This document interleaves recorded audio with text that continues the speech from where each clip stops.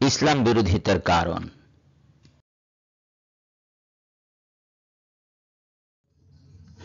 যাদের পছন্দের জিনিসগুলো ইসলামে নিষিদ্ধ তারা ইসলামের শত্রু।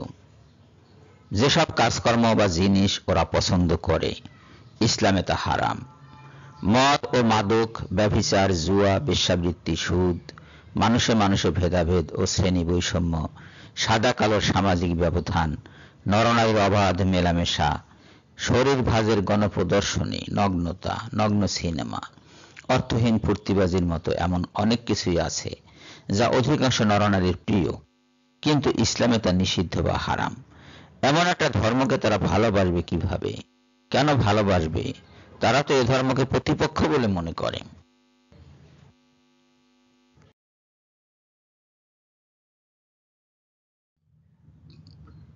ইসলাম যেখানে দেহ ব্যবসার জন্য কঠোর শাস্তির বিধান রেখেছে, সেখানে কোনো দেহ ব্যবসায়ী বা তার খদ্দের অথবা মহাজন ইসলামকে ভালোবাসবে এটা কিভাবে প্রত্যাশা করা যায়? না, এমনটা কখনো হয় না, হতে পারে না। মাদক সেবী কিংবা জুয়ারির পক্ষেও ইসলামকে ভালোবাসা সম্ভব নয়।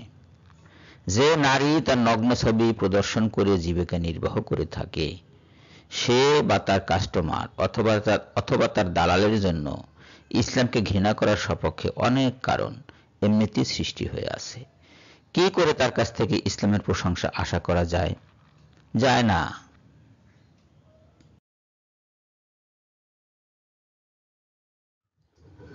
সুদের কারবারের উপর যে অর্থ ব্যবস্থা দাঁড়িয়ে আছে, তার পরিচালকরা সুদ নিষিদ্ধকারী কোরআনের ব্যাপারে ভালো কিছু বলবে এটা মনে করার কোনো কারণ নেই।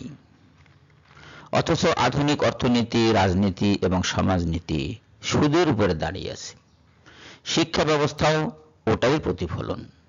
কাজে সমাজ বিজ্ঞানের কোনো শাখার কোনো ছাত্র বা ছাত্রী ইসলামকে পছন্দ করবে না, এটাই তো স্বাভাবিক। যারা পছন্দ করছে তারা ব্যতিক্রম।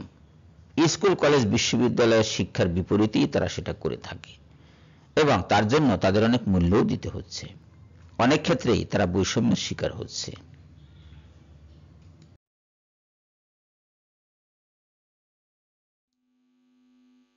চোরের পক্ষে ইসলামকে ভালোবাসা সম্ভব নয়, যেহেতু ইসলাম তার হাত কাটার বিধান দেয়। ডাকাতের পক্ষেও ইসলামকে ভালোবাসা সম্ভব নয়। ইসলাম তার জন্য কোনো সুসংবাদ বহন করে না, বরং তার জীবন বরবাদ করার বিধান রয়েছে ইসলামে। ধর্ষক ও বিবাহিত ব্যভিচারীর জন্য মৃত্যুদণ্ড। কি করে সে ইসলামকে পছন্দ করবে? অবিবাহিত ব্যভিচারীর জন্য 100 গা বেত্রাঘাত। কজন ব্যভিচারী এটা চাইবে?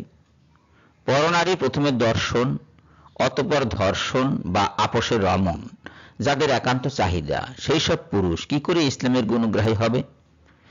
নিজেদের সৌন্দর্য দেখাতে না পারলে যাদের কষ্ট হয়, অথবা একাধিক পুরুষ না হলে যাদের প্রাণ বাঁচে না, তারাই বা কি করে ইসলামের পর্দা ব্যবস্থা মেনে নিয়ে ইসলামকে ভালোবাসবে? ঘুষখোর ও দুর্নীতিবাজ লোকজনের জন্য রয়েছে কঠোর শাস্তি, কখনো কখনো মৃত্যুদণ্ড পর্যন্ত। কি করে ঘুষখোর আর দুর্নীতিবাজরা ইসলামকে নিজেদের ধর্ম বলে গ্রহণ করবে? না, দুনিয়ার কোনো অপরাধী ইসলামকে এ কারণেই পছন্দ করে না। অপছন্দ করার জন্য তারা নানা রকম বাহানা সৃষ্টি করে নেয়। কেউ মুক্ত চিন্তাবিদ হয়, কেউ নাস্তিক হয়, কেউ বুদ্ধিজীবী হয়, তারপর ইসলামের বিরুদ্ধে বক বক বক বক বক বক করতে শুরু করে। কিন্তু আসল কারণটা হলো অন্যত্র। তারা অপরাধী, তারা অপরাধ করে থাকে প্রকাশ্যে অপ্রকাশ্যে। অপরাধের পক্ষে তো ইসলামকে ভালোবাসা সম্ভব নয়। ইসলাম অপরাধের বিপরীত অবস্থানকারী একটি ধর্ম এবং বাস্তবমুখী ধর্ম। শাস্তির ব্যাপারে সে কঠোর, কোন রকম আপোষ করে না। কাজেই ইসলামকে ভালোবাসা এইসব অপরাধীর পক্ষে সম্ভব নয়।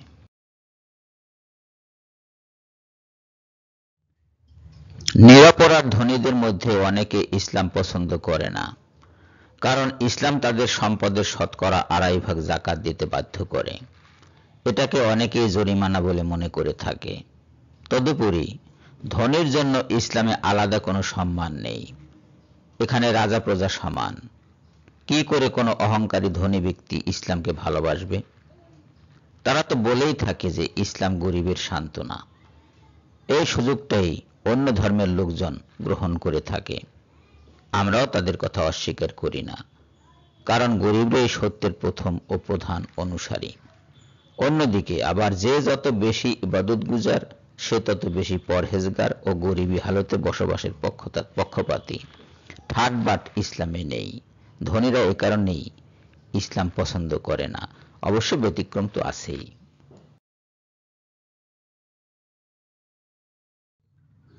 সুপ্রিয় দর্শক ও শ্রোতা, দুষ্ট লোক এবং অবুঝ লোকের পক্ষে ইসলামকে ভালোবাসতে না পারার জন্য এইরকম হাজারটা কারণ আছে।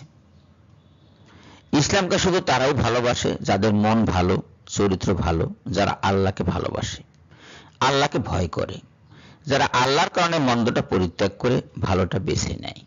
কাজেই যারা ভালোবাসে না তাদের জন্য আফসোস করে লাভ নেই। আল্লাহ যতক্ষণ না চাইবেন ততক্ষণ ওরা পাপ থেকে বিরত হবে না, এবং পাপীরা কখনো আল্লাহর ধর্ম ইসলামকে ভালোবাসবে না। এজন্য আমাদের প্রস্তুত থাকতে হবে। মনে রাখতে হবে যে পরকাল বলে একটি বস্তু আছে, একটি জিনিস আছে। সে পরকালের জন্য হলেও আমাদের ইসলামকে ভালোবাসতে হবে। আসুন আমরা সবাই আল্লাহর কাছে প্রার্থনা করি যাতে আল্লাহ আমাদের ঈমান ঠিক রাখেন এবং ঈমানের সাথে মৃত্যু দেন। সবাইকে ধন্যবাদ জানিয়ে বিদায় নিচ্ছি। ভিডিওটি ভালো লাগলে লাইক করুন, কমেন্ট করুন এবং বন্ধুদের সাথে শেয়ার করুন। আল্লাহ হাফেজ।